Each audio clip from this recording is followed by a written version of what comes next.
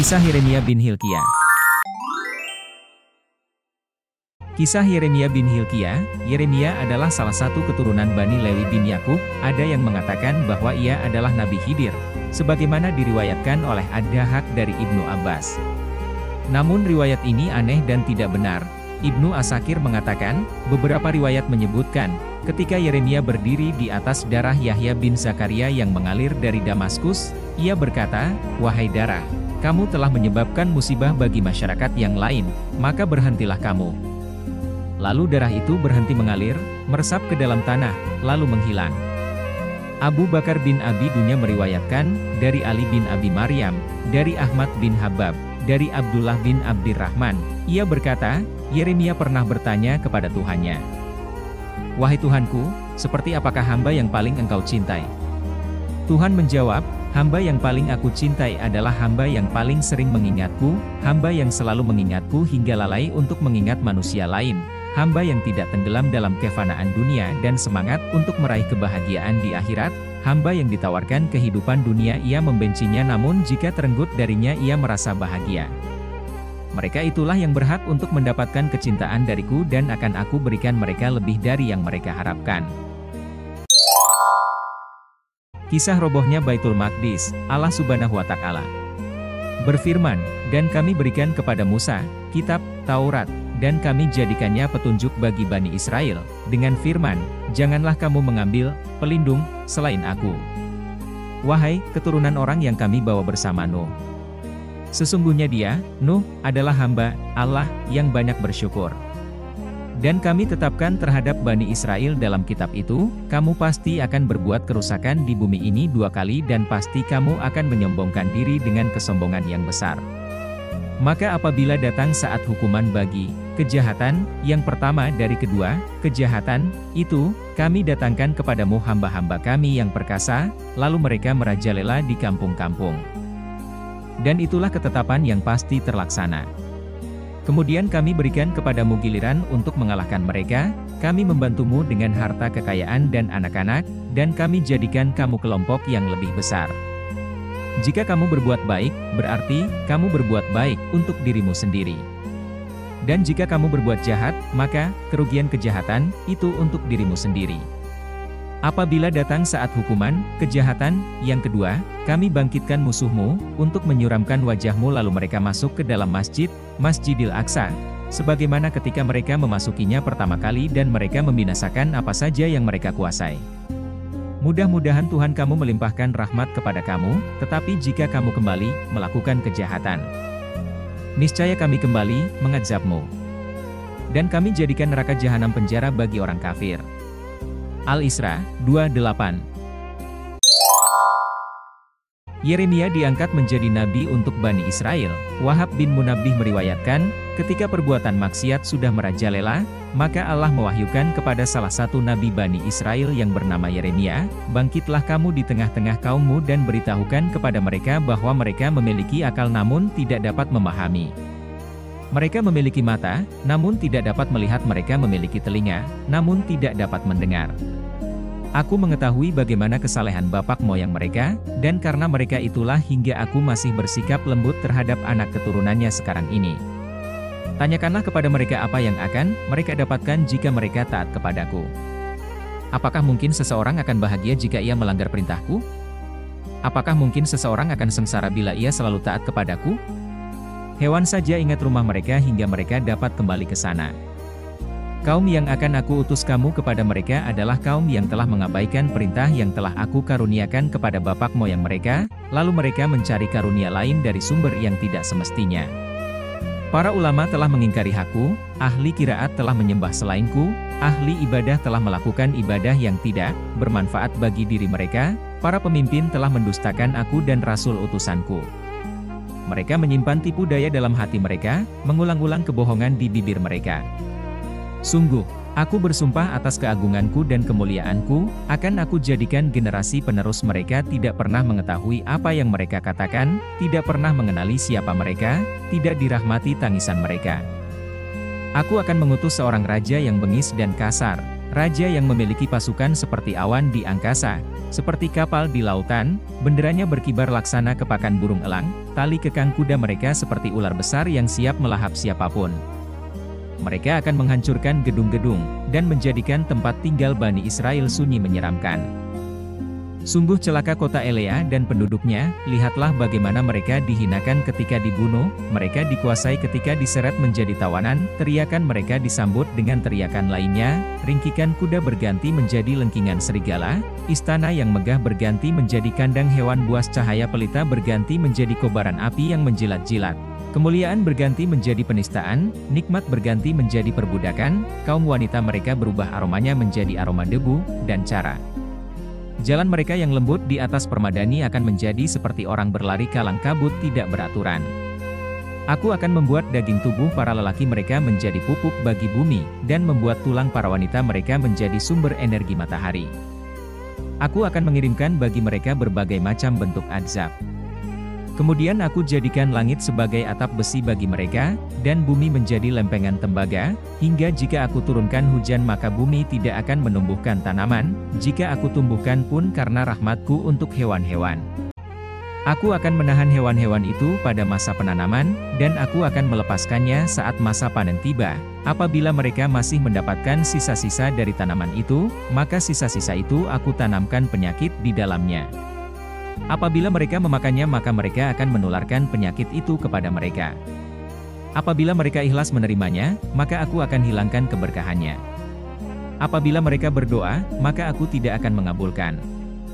Apabila mereka meminta, maka aku tidak akan berikan. Apabila mereka menangis, maka aku tidak akan mengasihani. Apabila mereka berusaha tunduk kepadaku, maka aku akan memalingkan wajahku dari mereka. Hr. Ibnu Asakir.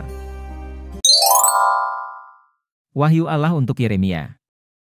Ishak bin Bisir meriwayatkan, dari Idris, dari Wahab bin Munabbih, berkata, ketika Allah mengutus Yeremia kepada bangsa Israel, saat itu perbuatan maksiat sudah menjadi-jadi, mereka tidak lagi mengikuti ajaran yang benar, bahkan mereka membunuhi para nabi yang diutus kepada mereka. Keadaan ini segera dimanfaatkan oleh Raja Nebukadnezar, Raja Babilonia, yang ditanamkan hatinya oleh Allah untuk menyerang Bani Israel, karena Allah berkehendak untuk mengazab bangsa Yahudi yang telah menyimpang jalan melalui Nebukadnezar. Sementara itu, Allah juga mewahyukan kepada Yeremia, sesungguhnya aku hendak membinasakan Bani Israel dan mengazab mereka. Maka bangkitlah kamu dan datanglah ke puncak Baitul Maqdis untuk menerima perintah dan instruksi dariku. Lalu Yeremia pun pergi ke puncak Baitul Maqdis. Di sana ia merobek bajunya dan menaburkan debu ke atas kepalanya, lalu ia bersimpuh sujud kepada Allah seraya berkata, "Ya Tuhanku, aku berharap dahulu ibuku tidak melahirkan aku, daripada aku harus menjadi nabi terakhir yang diutus untuk Bani Israel, hingga runtuhnya Baitul Maqdis dan kebinasaan Bani Israel terjadi pada masaku." Allah berfirman kepadanya, "Angkatlah kepalamu." Lalu Yeremia pun mengangkat kepalanya, kemudian sambil menangis ia berkata, "Ya Tuhanku, siapakah yang engkau tunjuk untuk menguasai Bani Israel?" Allah menjawab, "Para penyembah api. Mereka tidak takut dengan siksaanku dan mereka tidak mengharapkan pahala dariku. Bangkitlah wahai Yeremia dan dengarkanlah wahyu dariku tentang kabar kamu dan Bani Israel. Sebelum aku ciptakan, kamu telah menjadi orang pilihanku. Sebelum aku bentuk di dalam rahim ibumu, aku telah mensucikanmu. Sebelum aku keluarkan dari perut ibumu, kamu telah aku bersihkan. Sebelum kamu menjadi balik, aku telah mengangkatmu menjadi nabi. Sebelum kamu menjadi dewasa aku telah memilihmu untuk menghadapi masalah yang sulit. Karena itu, bangkitlah kamu dan berjuanglah bersama raja dan tunjukkanlah kepadanya jalan yang aku arahkan." Maka Yeremia pun menemui raja untuk memberitahukan jalan tersebut. Wahyu pun datang kepada Yeremia secara berkala untuk mendapatkan petunjuknya. Hingga akhirnya Bani Israel semakin sesat, dan terlupa bagaimana mereka diselamatkan oleh Allah dari musuh mereka, Sinhareb beserta pasukannya. Maka Allah mewahyukan kepada Yeremia, "Bangkitlah dan beritakan kepada mereka tentang apa saja yang aku perintahkan, ingatkanlah mereka tentang nikmat yang aku berikan kepada mereka dan definisikan kejadian sebenarnya." Lalu Yeremia berkata, "Ya Tuhanku, aku adalah manusia yang lemah, kecuali jika Engkau memberikan aku kekuatan. Aku adalah manusia yang tidak mampu untuk berbuat apa-apa, kecuali jika Engkau memberikan aku kemampuan. Aku adalah manusia yang salah, kecuali jika Engkau meluruskanku. Aku adalah manusia yang kalah, kecuali jika Engkau menolongku. Aku adalah manusia yang terhina, kecuali jika Engkau memuliakan aku. Lalu Allah berfirman, tidakkah kamu tahu bahwa segala sesuatu berasal sebagaimana aku kehendaki dan semuanya akan tunduk kepadaku? Dan lisan berada dalam genggamanku. Aku akan membolak-balikannya, akulah Allah.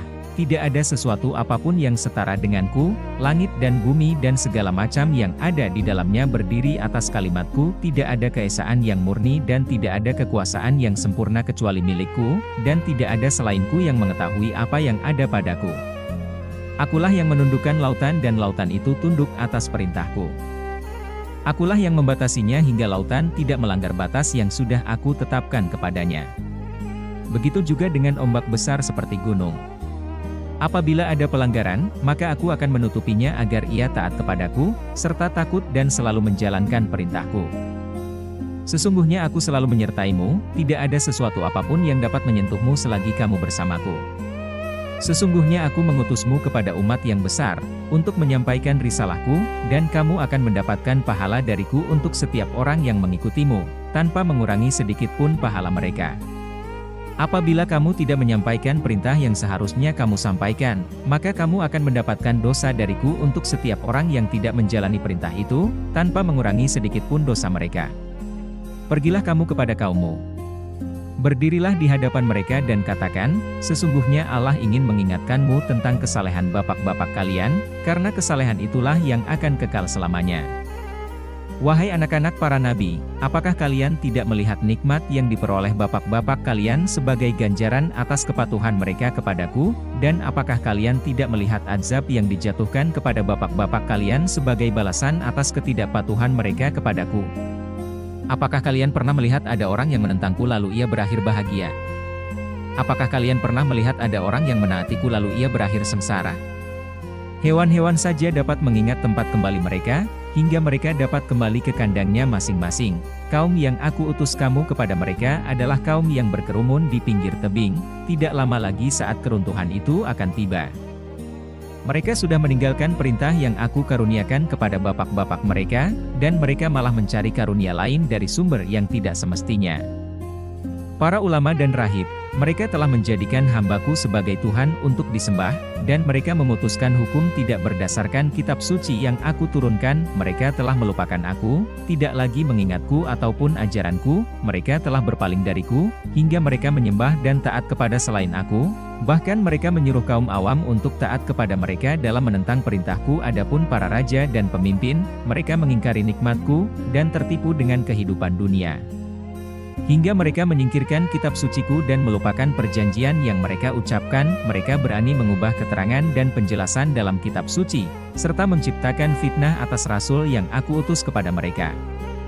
Maka Maha Suci, Maha Tinggi, dan Maha Agung aku dari semua yang mereka lakukan. Apakah mungkin aku memiliki sekutu dalam kerajaanku?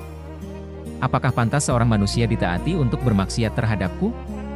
Apakah mungkin aku ciptakan makhluk untuk disembah hingga tidak perlu lagi menyembahku? Apakah mungkin aku izinkan manusia yang aku ciptakan untuk ditaati, padahal ketaatan seperti itu hanya berhak diberikan untukku?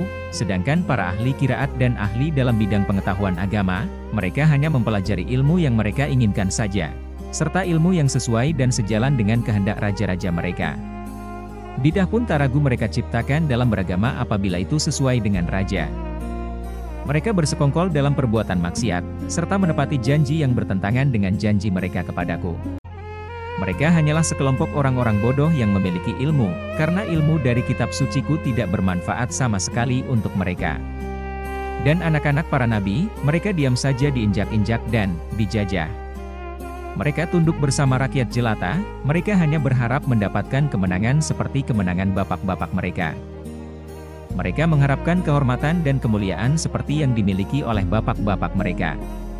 Mereka mengira bahwa tidak ada seorang pun yang berhak atas itu semua kecuali diri mereka sendiri, padahal mereka tidak punya sifat sabar ataupun menggunakan akal mereka untuk serta fakur. Mereka tidak ingat bagaimana sifat kesabaran yang dimiliki oleh bapak-bapak mereka, bagaimana kerja keras dan usaha mereka untuk mempertahankan ajaranku walaupun mereka harus berhadapan dengan mengorbankan darah dan nyawa mereka, tetap saja mereka bersabar dan tipa daya dari musuh-musuhku, bagaimana mereka bersedia untuk berusaha, hingga kemenangan dariku datang, untuk mengangkat agama dan kalimatku yang benar. Aku memberi keringanan waktu untuk kaum Bani Israel, agar mereka merasa malu terhadapku dan kembali ke jalanku. Waktu yang aku tangguhkan sudah cukup lama, toleransi yang aku berikan sudah cukup besar, bahkan, aku lebihkan dan aku perpanjang umur mereka. Akan tetapi memberi maaf atas perbuatan mereka, agar mereka teringat kembali kepadaku. Tidak hanya itu saja, karena aku juga memberikan hujan yang berlimpah dari atas langit, hingga mereka dapat bercocok tanam dengan baik, aku juga memberikan kesehatan pada tubuh mereka, serta kemenangan atas musuh mereka. Namun tetap saja mereka sesat, bahkan lebih sesat lagi. Dan lebih menjauh dariku. Sampai kapan keadaan seperti ini harus terus berlanjut? Apakah mereka ingin sekadar mengolok-olok? Atau mereka mau menipuku? Apakah mereka bersikap sombong terhadapku? Aku bersumpah atas keagungan dan kebesaranku. Aku akan menghadirkan fitnah di tengah-tengah mereka, hingga orang-orang yang bijaksana dan orang-orang yang pintar akan merasa kebingungan bagaimana menghadapinya, lalu akan aku berikan kepada mereka penguasa yang zalim, bengis, dan kasar. Aku akan masukkan ke dalam dirinya kewibawaan, dan aku akan menanggalkan dari hatinya segala macam bentuk rasa kasihan dan kelembutan. Aku juga akan menggiring orang-orang untuk mengikutinya, dalam jumlah yang besar, seperti warna hitam kelam hingga menutupi terangnya siang hari. Penguasa itu akan aku berikan pasukan seperti gumpalan awan yang besar, atau seperti deburan ombak yang menggunung. Bahkan kibaran bendera yang mereka bawa akan seperti burung-burung gagak yang sedang terbang. Mereka akan membuat kota-kota menjadi puing-puing, membuat tempat tinggal menjadi kandang hewan yang menakutkan, dan akan membuat kerusakan dan kebinasaan yang luar biasa di muka bumi. Mereka berhati besi. Tidak peduli dengan apapun, tidak punya rasa kasihan, tidak mau melihat dan tidak mau mendengar siapa yang ada di hadapannya, mereka membantai semuanya. Mereka akan mengelilingi pasar-pasar dengan suara yang tinggi seperti auman harimau, semua yang mendengarnya akan berdiri bulu kuduknya. Demi keagunganku, aku akan menelantarkan kitab suci dan tempat suci dari rumah-rumah mereka, akan aku hentikan majelis mereka dari pembelajaran dan penyampaian kitab suci. Akan aku kosongkan tempat-tempat ibadah dari penyemaraknya dan pengunjungnya yang menghiasi penyemarakannya untuk selainu, bahkan, mereka bersungguh-sungguh dalam melakukannya, mereka menjual agamaku untuk mencari dunia, lalu mendalami ilmu agama bukan untuk memperkokoh agama. Dan belajar agama namun bukan untuk mengamalkannya. Aku akan mengganti kemuliaan raja-raja mereka menjadi kehinaan, aku akan mengganti rasa aman menjadi rasa ketakutan, aku akan mengganti kekayaan menjadi kefakiran, aku akan mengganti kenikmatan menjadi kelaparan, aku akan mengganti kesehatan dan kesenangan menjadi kesusahan menghadapi berbagai macam penyakit. Aku akan mengganti pakaian tenun dan kain sutra menjadi baju zirah yang berat dan beban, aku akan mengganti jiwa-jiwa yang suci dan baik menjadi kering dan mayat yang bergelimpangan, dan aku akan mengganti mahkota dengan belenggu. Aku juga akan mengembalikan keadaan mereka yang sekarang menjadi keadaan mereka yang dulu, istana-istana yang luas dan benteng yang kokoh akan menjadi hancur. Bangunan-bangunan yang indah akan menjadi sarang hewan buas, kandang-kandang hewan peliharaan yang tenang akan menjadi puing-puing dengan lolongan serigala, cahaya pelita akan menjadi asap kebakaran, keakraban akan menjadi kesenjangan dan kecurigaan. Aku juga akan mengganti gelang berlian wanita mereka menjadi borgol, dari kalung intan mutiara menjadi rantai besi, dari wangian dan minyak yang harum menjadi aroma debu, dari berjalan lembut di atas permadani menjadi berlarian di pasar-pasar dan sungai-sungai, dari pingitan dan tertutup menjadi terbuka. Kemudian aku akan menjatuhkan azab kepada mereka dengan berbagai macam jenis hukuman, walaupun ada seseorang di antara mereka berada di atas gunung sekalipun. Maka azab itu akan sampai kepadanya. Sesungguhnya aku akan selalu memuliakan siapa saja hambaku yang memuliakanku, namun aku akan menghinakan mereka ketika mereka menghinakan perintahku. Lalu aku akan perintahkan kepada langit saat itu untuk menjadi atap besi, dan aku akan perintahkan kepada bumi untuk menjadi lantai tembaga, hingga tidak ada hujan yang turun dari langit dan tidak ada tanaman yang tumbuh dari bumi. Apabila aku menurunkan hujan pada saat-saat itu, maka hujan itu akan membawa penyakit bagi mereka. Apabila mereka ikhlas menerimanya, maka aku akan hilangkan keberkahannya. Apabila mereka berdoa, maka aku tidak akan mengabulkannya. Apabila mereka meminta, maka aku tidak akan memberikannya. Apabila mereka menangis, maka aku tidak akan mengasihaninya. Apabila mereka berusaha tunduk kepadaku, maka aku akan memalingkan wajahku dari mereka. Apabila mereka berdoa, "Ya Allah, Engkaulah Tuhan yang menciptakan kami, menciptakan bapak moyang kami terdahulu, dengan rahmat dan karunia-Mu. Engkau telah memilih kami sebagai orang-orang yang mulia di antara seluruh manusia di dunia. Engkau telah memilih dari keturunan kami untuk menjadi para nabi, membawa kitab suci Mu, dan mendirikan masjid Mu. Kemudian Engkau tempatkan kami di negeri ini dan menjadikan kami khalifahnya. Engkau telah mengasuh kami dan bapak-bapak kami terdahulu sejak kecil dengan nikmat Mu. Lalu Engkau menjaga kami dan mereka setelah kami besar. Engkau adalah Tuhan yang sejati meskipun kami menyembah yang lain. Engkau tidak tergantikan meskipun kami menggantikan. Kemuliaan Mu, anugerah Mu, kebaikan Mu, dan keutamaan Mu sungguh sempurna. Jika mereka berdoa demikian, maka aku akan menjawab, Akulah Tuhan yang menciptakan seluruh hambaku dengan rahmat dan karunia-Ku. Apabila mereka menerima, maka aku akan sempurnakan. Apabila mereka meminta untuk ditambah, maka aku akan menambahkan nikmat-Ku. Apabila mereka bersyukur, maka aku akan lipat gandakan lagi.